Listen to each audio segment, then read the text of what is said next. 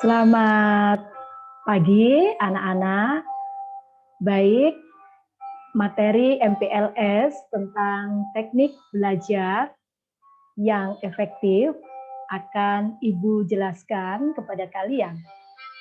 Perkenalkan dulu, nama Ibu adalah Rum Andarwati.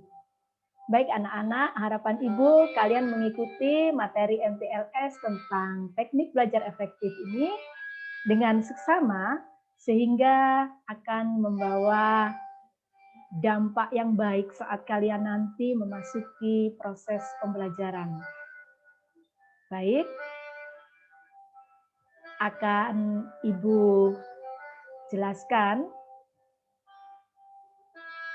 tentang materi MPLS ini sehingga nanti anak-anak akan memperoleh hasil yang sangat baik ya.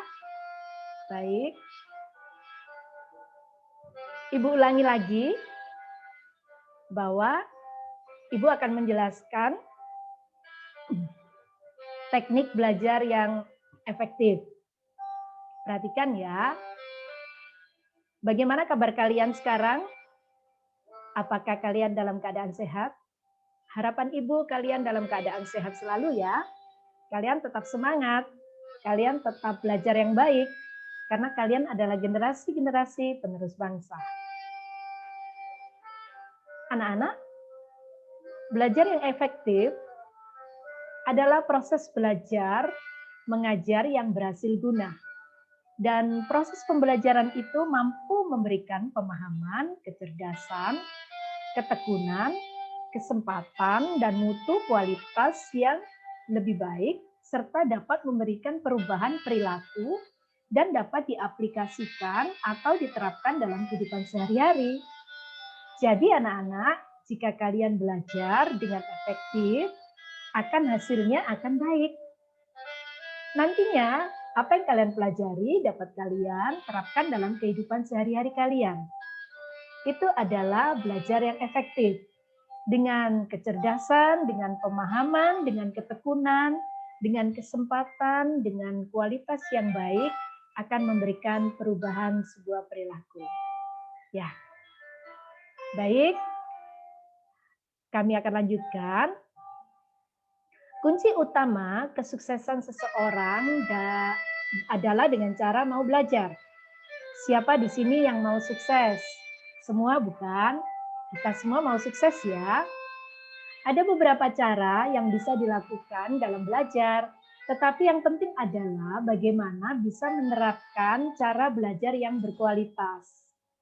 Belajar yang berkualitas adalah cara belajar dengan efektif dan efisien, sehingga tidak banyak membuang waktu. Perhatikan anak-anak, waktu kita 24 jam dalam satu hari. Jangan kita gunakan waktu dengan sia-sia. Mari kita gunakan dengan baik sehingga tidak membuang waktu, tidak membuang tenaga, dan tidak membuang pikiran. Dan hal yang baik yang banyak diabaikan orang adalah belajar dengan cara yang menyenangkan. Banyak orang mengabaikan belajar itu tidak menyenangkan, alias apa? Membosankan. Belajar itu rutinitas, sehingga banyak dari siswa yang sukanya dimarahi dulu, baru belajar. Ayo, siapa yang suka dimarahi dulu baru belajar? Atau siapa yang suka dipanggil oleh orang tuanya baru disuruh belajar? Jangan ya anak-anak, mari kita akan merubah bagaimana kita belajar yang lebih efektif lagi, tidak membuang waktu dengan sia-sia, tidak membuang tenaga dengan sia-sia, dan tidak membuang pikiran dengan sia-sia. Harapan Ibu, kalian dapat merubah bagaimana cara kalian di dalam kalian belajar.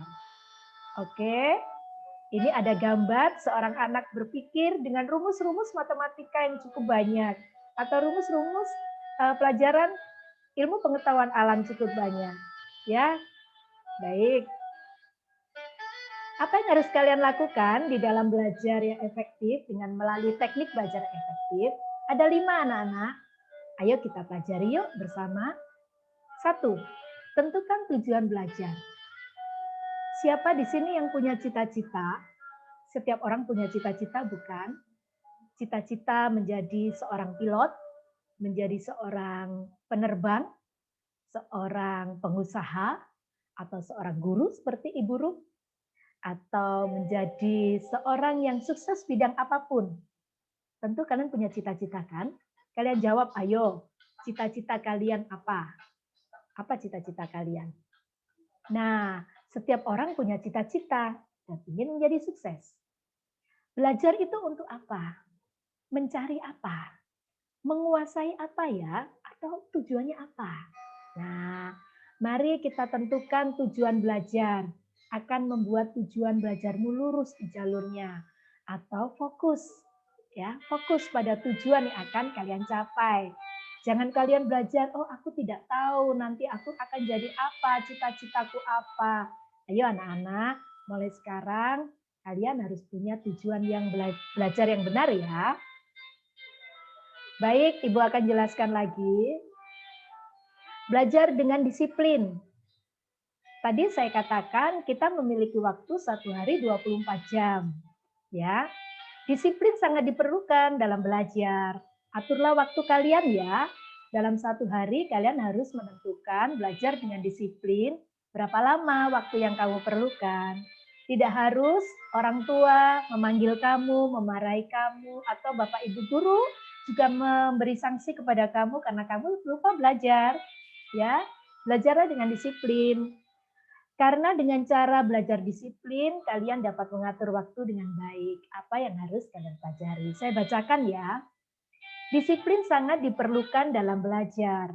Karena dengan cara itu kita dapat mengatur waktu. Dan hal apa yang akan kita pelajari. Belajar itu juga perlu mengatur waktu. Kapan Anda atau kalian memulai dan kapan juga istirahat. Disiplin sangat diperlukan dalam menuntut ilmu, sebab dari disiplinlah orang bisa menjadi sukses. Nah, siapa yang mau sukses di sini? Semua kita mau sukses ya. Mari kita belajar mengatur waktu dengan disiplin. Setiap orang memerlukan waktu yang disiplin. Dan jangan karena takut kepada guru atau takut kepada orang tua baru disiplin.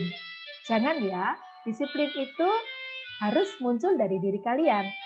Ini Ibu berikan gambarnya jam. Ada waktu 24 jam untuk kalian atur waktu kalian. Kapan main game, kapan belajar, kapan membantu orang tua, dan ada satu lagi, jangan diabaikan ya. Membersihkan rumah, membersihkan kamar, tempat tidur, itu juga bagian dari disiplin. Ya, baik. Yang ketiga. Nah, ini penting nih anak-anak, kenali tipe belajarmu. Saya bacakan ya. Kadang seseorang tidak bisa mendapatkan hasil yang maksimal, ulangan atau ujian, bukan karena tidak bisa. Akan tetapi hal itu terjadi karena mereka yang kurang dalam belajar, kurang mengenali tipe belajarnya. Tipe belajar yang bagaimana yang kalian punyai? Begini maksudnya anak-anak. Apakah kalau kalian belajar, kalian suka sambil mendengarkan musik?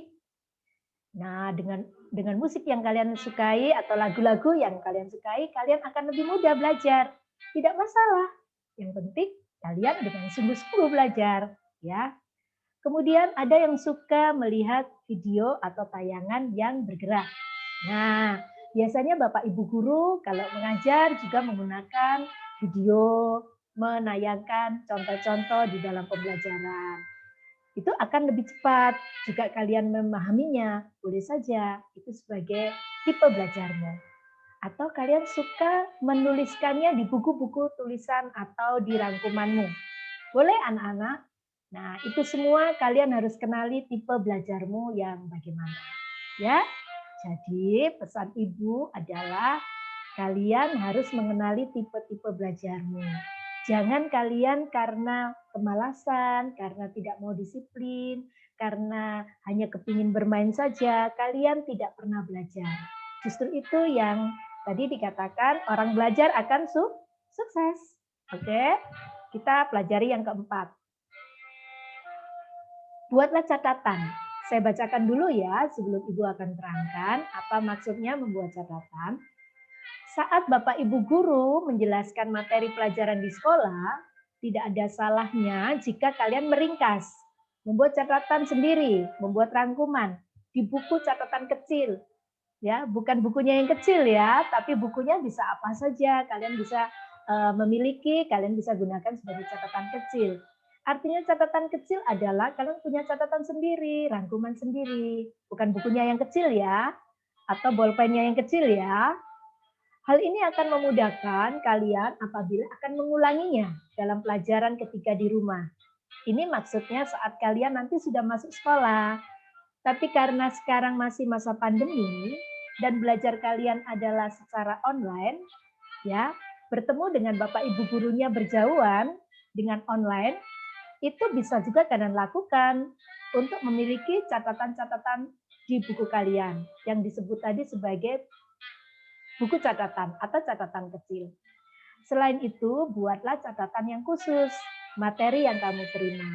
Ya, nanti kan kalian akan belajar. Ada banyak materi pelajaran. Kalian punya ya catatan-catatannya. Setiap catatan kalian punya ya dari setiap materi pelajaran yang diberikan Bapak Ibu guru. Anak-anak harus tetap semangat ya di dalam belajar. Sangat bangga Ibu dengan kalian karena kalian anak-anak yang hebat dan luar biasa. Tidak ada anak itu yang tidak bisa, semuanya bisa. Semua anak-anak adalah anak-anak yang pandai. Yang kelima anak-anak akan kita pelajari ya. Yang kelima, buat tempat khusus belajar yang nyaman. Saya bacakan dulu sebelum Ibu menjelaskan. Membuat tempat khusus belajar yang nyaman supaya dapat belajar yang efektif, yang menyenangkan. Sebisa mungkin buatlah tempat belajar tidak harus di kamar atau di tempat mewah, namun kualitas mutu belajarnya yang diperlukan. Maksudnya begini anak-anak, kalau kalian, ibu kalian atau orang tua kalian tinggal di tempat yang sederhana, lalu kalian harus belajar di rumah yang sederhana, tidak masalah. Jadikan tempat yang sederhana pun nyaman. Caranya bagaimana? Ini caranya. Kalian harus suka membersihkan rumah. Jadikan rumah kalian rumah yang bersih, tidak ada sampah, tidak ada kotoran, dibuang di tempatnya. Itu akan pasti nyaman. Tidak harus rumah yang mewah, tidak harus tempat yang mewah. Dimanapun kalian tinggal akan nyaman jika bersih, jika kalian suka membersihkan tempat itu. Apalagi rumahnya mewah, pasti juga nyaman. Tapi ingat juga, jika kalian tidak pernah belajar dengan disiplin, dengan waktu yang baik, rumah yang mewah sekalipun tidak menjadi tempat yang nyaman, akan menjadi tempat yang membuat beban kalau kalian belajar. Jadi anak-anak, pesan Ibu di bagian yang kelima, terakhir, buatlah tempat belajar kalian yang nyaman, dimanapun kalian tinggal. Tidak boleh menyalahkan kondisi situasi di rumah. Bergeraklah dengan membersihkan, dengan menjaga yang rapi, yang bersih di rumah, di mana saja kalian berada. Bagaimana anak-anak? Bisakah kalian memahaminya di bagian kelima ini? Harapan Ibu, cara belajar yang efektif akan menjadi pintar. Lihat gambar yang di bawah. Cantik bukan anak ini? Dia belajar dengan efektif dan menjadi pintar, menjadi pandai, menjadi sukses. Harapan Ibu, kalian memasuki di dalam pembelajaran nanti, kalian akan menjadi anak-anak yang sukses. Selamat datang di SMP Negeri 15 Surabaya. Kiat sukses adalah dengan cara 5 tadi. Kalau kalian akan satu persatu kalian pelajari, kalian akan menjadi siswa-siswa yang luar biasa. Demikian anak-anak penjelasan Ibu. Saya harap kalian akan menjadi anak-anak yang luar biasa. Salam sehat, sukses selalu dari Ibu Rum Andarwati, materi MPLS Teknik Belajar Efektif. Selamat dan sukses buat kalian semuanya.